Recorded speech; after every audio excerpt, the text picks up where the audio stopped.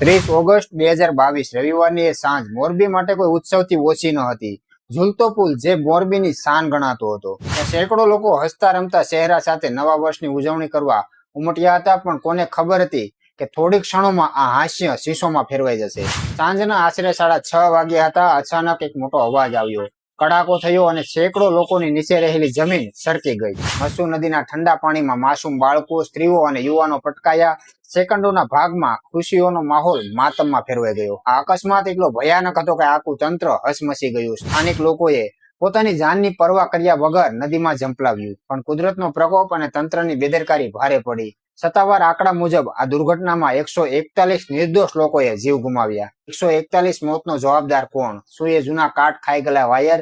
શું એ ઓરેવા ગ્રુપનું અધૂરું મેન્ટેનન્સ? કે પછી ક્ષમતા કરતા વધુ લોકોને પુલ જવા દેવાની લાલચ? તપાસ સમિતિઓ બેઠી, અરેસ્ટ પણ થયા. જેમણે પોતાના સ્વજનો ગુમાવ્યા છે તેમના માટે ન્યાય હજુ પણ એક સવાલ છે. મોરબીની આ ઘટના માત્ર એક અકસ્માત ન હતી, પણ માનવીયની બેદરકારીનું સૌથી મોટું ઉદાહરણ હતું. આજે પણ મસુ નદીનો એક કિનારો શીશોની યાદ અપાવે છે.